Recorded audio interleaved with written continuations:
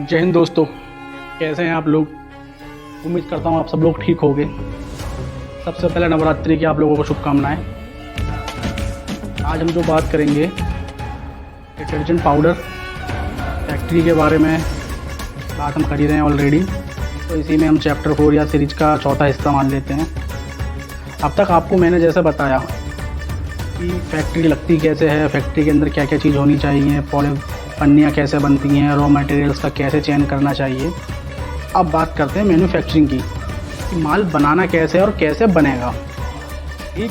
और उसके बाद हम बात करेंगे माल को बेचा कैसे जाए, माल की एडवर्टाइजिंग पब्लिसिटी कैसे करी जाए।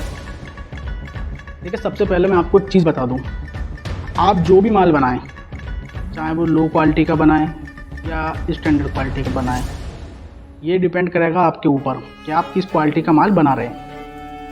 लेकिन सबसे महत्वपूर्ण बात यह है कि लो क्वालिटी का आपका बिक तो ईजिली जाएगा कम रेटों में। कम रेटों का जो माल होता है सस्ता 35-40 रुपये किलो का, वो जल्दी बिक जाता है। लेकिन एक चीज़ ध्यान रखना, वो अंधेरे में तीर लगने वाला काम है। जब आप एक बड़ा प्लांट लगा रहे हैं और 25-30 लाख रुपए का आप इन्वेस्टमेंट कर रहे हैं, तो आप भूल कर भी ऐसी हरकत ना करें। या तो आप अपने पास 2 कैटेगरी का माल लेकर चलें साथ में मार्केट में, एक लो कैटेगरी का और एक मीडियम कैटेगरी का। कुछ क्षेत्रों में लो कैटेगरी बिकता है, जैसे गांव देहात के एरिया हो गए, तो वहाँ पर सस्ता ले लेते हैं, तो वहाँ पर तो आप जीत जाओगे लो कैटेगरी के माल के लिए, ठीक। लो कैटेगरी का माल आप बना लोगे, लेकिन कुछ ही क्षेत्रों में आप सक्सेस हो पाओगे, आप बाकी के क्षेत्रों में नहीं हो पाओगे। इसलिए माल को हमेशा मीडियम कैटेगरी का बनाकर चलें। और जिस भी ब्रांड से आप कंपेयर कर रहे हैं, तो सबसे पहले उस ब्रांड के बारे में जान लें कि उसने कितना संघर्ष करा है और अपनी क्वालिटी को पहले दिन से लेके और प्रेजेंट तक वो कैसी लेकर चल रहा है। क्योंकि बड़े ब्रांड के लिए, बड़ा ब्रांड बनने के लिए बहुत संघर्ष करना पड़ता है। आपके पास जितने भी लोग आएंगे मार्केट के, वो सस्ता मांगेंगे। अगर आप कोई सेल्समैन या डिस्ट्रीब्यूटर रखते हैं, तो वो आपसे एक ही बात कहेंगे कि फलानी कंपनी इतना महंगा दे रही है, तो उसी का ना लेना, चलता हुआ ब्रांड है, आपका क्यों लें। तो इसलिए सबसे पहले बहुत सोच समझ के डिसीजन लीजिएगा कि आप माल कैसा बना रहे हैं, सस्ता वाला बना रहे हैं या अच्छा वाला बना रहे हैं। अगर आप ऐसा करके चलेंगे तो आपको बहुत बेनिफिट होगा। क्योंकि देखो, स्टैंडर्ड क्वालिटी या मीडियम क्वालिटी के माल बाज़ार में बहुत धीरे धीरे बिकते हैं, क्योंकि कस्टमर धीरे धीरे ट्रस्ट जमाता है उस पर। लेकिन एक टाइम ऐसा आता है 2-3 साल बाद कि लोग जान जाते हैं और फिर आपकी क्वालिटी बिकना चालू हो जाती है। तो इसलिए मेरी आपको सजेशन यही है, सलाह यही दूंगा मैं आपको कि आप अगर माल बनाएं तो मीडियम क्वालिटी का, ठीक, और स्टैंडर्ड क्वालिटी पर ज़्यादा फोकस करें। लो क्वालिटी तो हर कोई खरीद लेगा, हर कोई बेच लेगा, बट लो क्वालिटी में आपकी कंपनी कभी स्टेबल नहीं हो सकती, कभी खड़ी नहीं हो सकती। वो आज खड़ी है, कल गिर रही है, कल गिर रही है, आज खड़ी है, आज नुकसान, कल प्रॉफिट। आपका समय इसी में ख़राब होने लगेगा। आज माल बेच रहे हो, 2 महीने पीछे माल बाजार था, वापस उठा रहे हो, मार्केट पिट रही है। क्योंकि देखो, आपको सस्ता माल खरीदने के लिए 2 लोग बहुत फोकस करेंगे आप पर, ठीक है। आपको 2 लोग बहुत फोर्स करेंगे सस्ता माल आपसे लेने के लिए। पहले नंबर पे आपका डिस्ट्रीब्यूटर और दूसरे नंबर पर आपका सेल्समैन।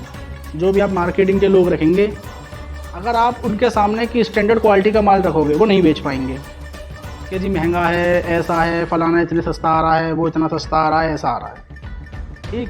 तो इसलिए आप बहुत ध्यान रखना। अगर सपोज दैट आप उनके बहकावे में आके लो क्वालिटी का माल बनाते हो और किसी कारणवश वो माल फेल हो जाता है, क्योंकि उस माल में 80% फेल होने के चांस होते हैं। अगर वो माल आपका फेल हो गया, तो ये लोग सबसे पहले अपना पल्ला झाड़ते हैं, या आपसे सबसे पहले अपना वो कर लेंगे कि भाई साहब आपका माल बेकार है, आप इसे उठा लीजिए और हमें हमारा पैसा दे दीजिए।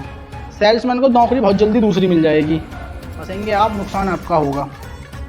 तो इसलिए मैन्युफैक्चरिंग करने से पहले इस बात का बहुत ध्यान दे लेना, बहुत सोच समझ कर मैन्युफैक्चरिंग करना। अगर आप नहीं कर पाते हैं ऐसे डिसीजन, आपके पास रिस्क लेने की हिम्मत नहीं है, तो मेरा आपको सलाह यही है कि आप मैन्युफैक्चरिंग ना करें, वरना आपका नुकसान हो जाएगा आपके पैसे का।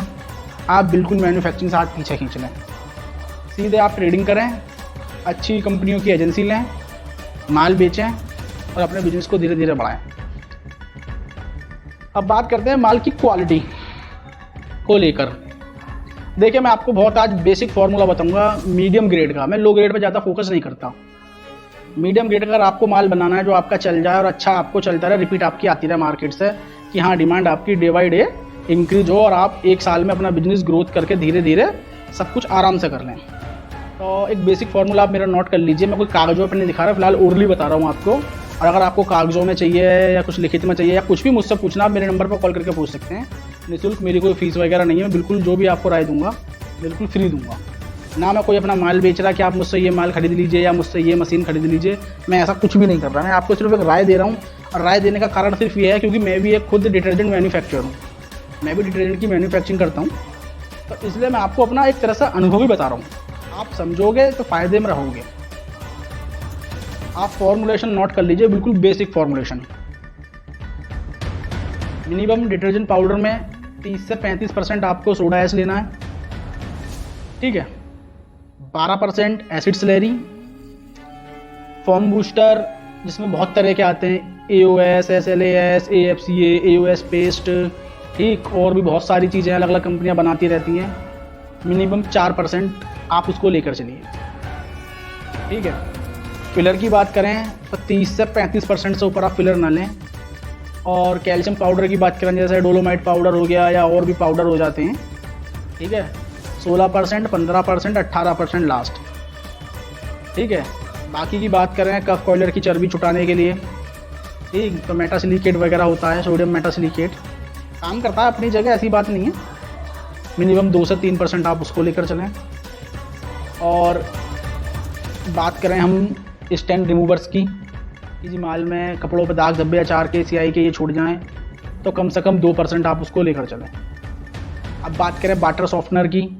वाटर सॉफ्टनर में बहुत सारी चीज़ें आती हैं, जैसे आपका STPP, TSP, ठीक है, और जियोलाइट, और भी बहुत सारी चीज़ें हैं जो वाटर सॉफ्टनर का काम करती हैं, पानी का खारापन मार देती हैं, ठीक। मिनिमम 2 से 3% आप उसको लेकर चलें। तो ये आपका रॉ मटेरियल अगर आप हिसाब लगा के देंगे तो 38 रुपये से लेकर करीब 45 रुपये किलो की रेंज में बैठेगा आज की डेट में। लेकिन आपका माल ऐसा बन जाएगा कि आपका माल आसानी से बाज़ार में फेल नहीं होगा। कोई ज़बरदस्ती फेल कर दे आपको पीटने के लिए बाज़ार में, आपकी कंपनी को नुकसान पहुंचाने के लिए, तो है, अन्यथा नहीं है।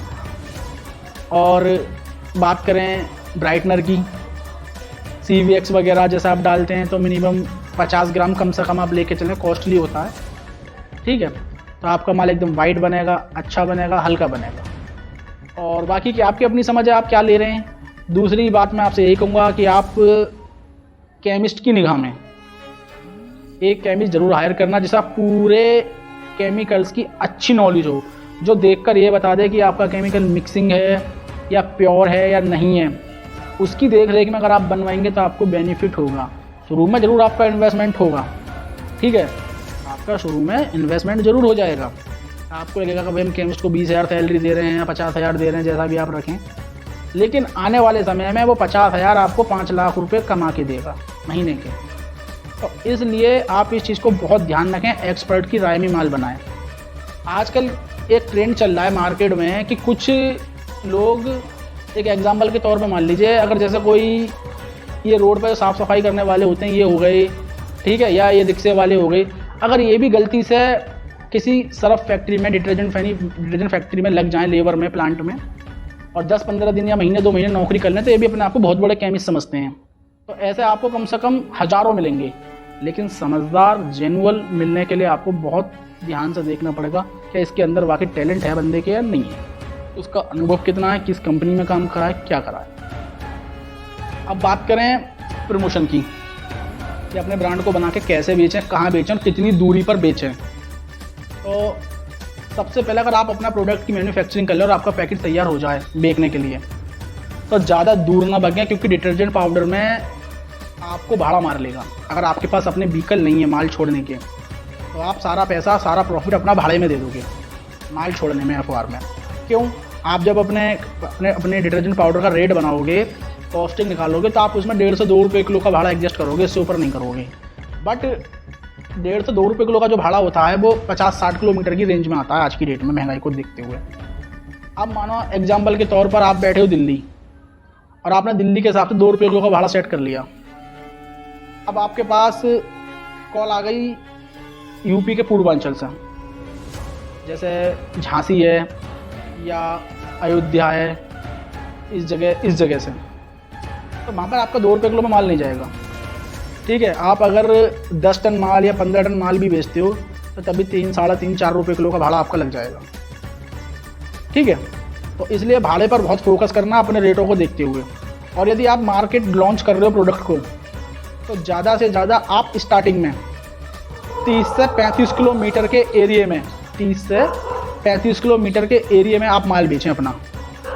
30 किलोमीटर पूरब, पश्चिम, उत्तर, दक्षिण इस क्षेत्र में स्टार्टिंग में शुरू के 3 से 4 महीने, जब तक आप अपनी यहाँ पे मार्केट को पूरा कैप्चर नहीं कर लेते और इन टाउनों में आप अपने डिस्ट्रीब्यूटर नहीं बना देते, जब तक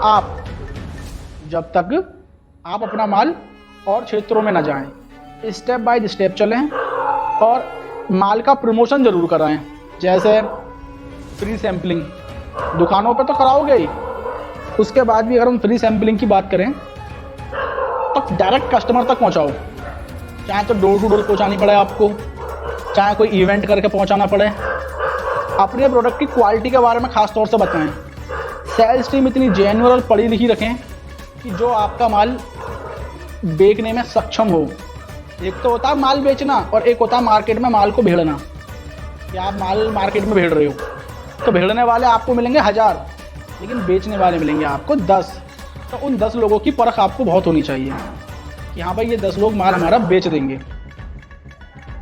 प्रोडक्ट लॉन्च करना है आपको तो सबसे सीधा सिंपल है, कैनोपी एक्टिविटी। जगह जगह अपने क्षेत्रों में कैनोपी लगाएं और अपने प्रोडक्ट की सबसे पहले फ्री सैम्पलिंग करें, मार्केट सर्वे करें कि इस क्षेत्र में किस कंपनी का माल ज़्यादा बिक रहा है। ठीक, और लोग किस तरह का माल पसंद करते हैं। उसके आधार पर आप डिसीजन लें कि हमें अपनी क्वालिटी कैसे बनानी है और क्या लॉन्च करना है। क्योंकि आप जब डिस्ट्रीब्यूटरों के पास जाओगे तो वो आपसे माल मांगेंगे बड़े ब्रांड का कि फलाना ब्रांड का क्वालिटी दीजिए हमें बना के, उस ब्रांड की क्वालिटी दीजिए हमें बना कर, लेकिन वो आपको पैसा नहीं देंगे उस क्वालिटी का। तो ये भी आपको देखना है। एग्जाम्पल के तौर पे मैं किसी ब्रांड का नाम तो नहीं लूँगा कि आज की डेट में कोई भी एक मीडियम ग्रेड का ब्रांड 70-80 रुपये किलो से नीचे का नहीं है। तो जाहिर सी बात है, जब कोई ब्रांड 70-80 रुपये किलो का होगा तो उसमें क्वालिटी बनाई जा रही होगी, पैसा ही लग रहा होगा।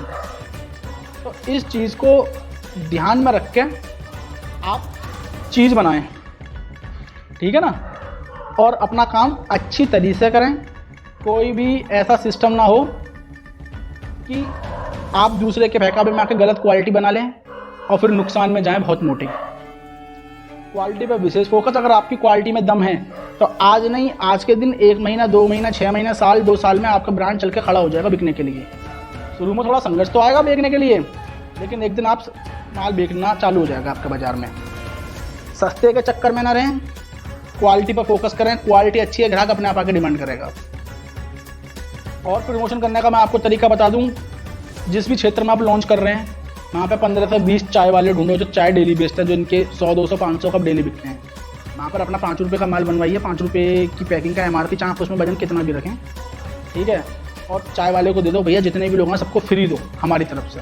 अपना एक बंदा छोड़ दो वहाँ पर कि जो देखता रहे कि फ्री बट रहा है। जब इस तरह से आप लोगों को फ्री दोगे ना तो लोगों को फिर समझ में आ जाएगा कि हाँ भाई क्वालिटी है। वो इस चीज़ को समझेंगे तो लोगों के जहन में, दिमाग में आपके ब्रांड का नाम बैठ जाएगा कि हाँ भाई इस नाम का भी कोई डिटर्जेंट आता है। अभी क्या है, जब आप अपने प्रोडक्ट को मार्केट में बेचने जाओगे तो सबसे पहले आपके डिस्ट्रीब्यूटर मालूम है क्या कहेंगे? भाई साहब नया ब्रांड है आपका, हम तो नहीं जानते, हम पैसा नहीं लगा सकते कंपनी के साथ, बिके नहीं बिके, आप एक काम करो कहीं और डिस्ट्रीब्यूटर बना लीजिए, जब आपका चल जाएगा तो हम खरीद लेंगे, हम बेच लेंगे, ठीक है, हम आपसे माल मंगा ले करेंगे, फिलहाल पहले आप कहीं और पार्टी बना लो, जब आपका ब्रांड बन जाएगा हम जब खरीद लेंगे। तो मेरा ऐसे लोगों को भी एक राय यही है कि अरे भाई जब हमारा ब्रांड बन ही जाएगा तो फिर हम तुझे क्यों पूछेंगे, ये तो बता दे। इसलिए ऐसे लोगों से ही बच के रहना है। डिस्ट्रीब्यूटर बहुत अच्छे भी होते हैं और बहुत बेकार भी होते हैं। तो डिस्ट्रीब्यूटर ऐसे होंगे जो आपकी पेमेंट ही नहीं देंगे।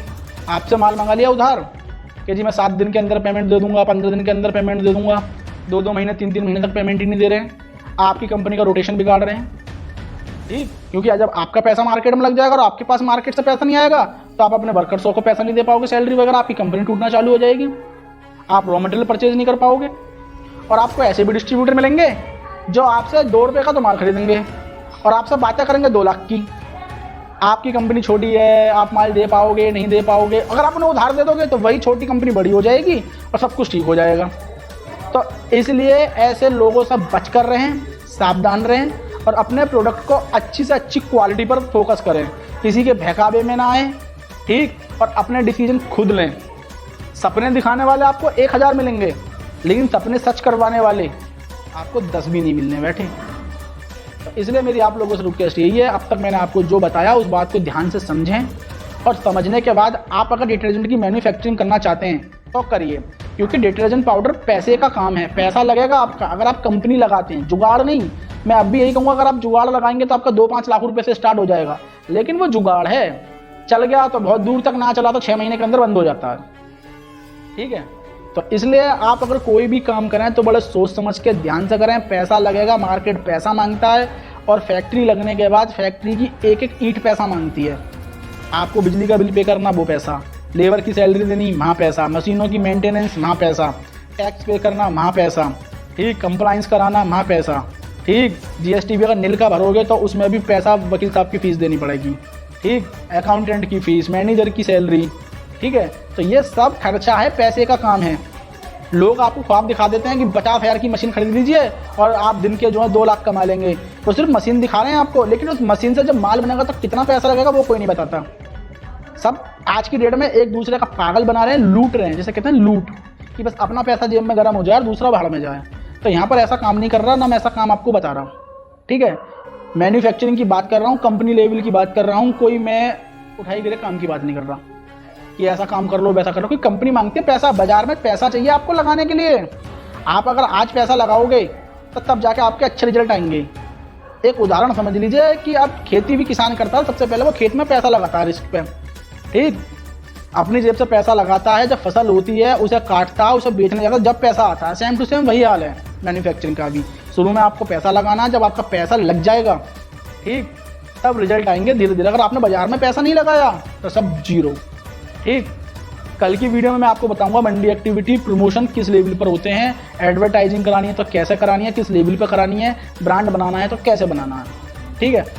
जब तक आप मेरी वीडियो को लाइक करें, शेयर करें, कमेंट करें, चैनल को सब्सक्राइब करें, ज़्यादा से ज़्यादा आप सब्सक्राइब करिए और वीडियो को लाइक करिए। कमेंट आपके बिल्कुल नहीं आते, आप मेरी वीडियो पर ज़्यादा से ज़्यादा कमेंट करें।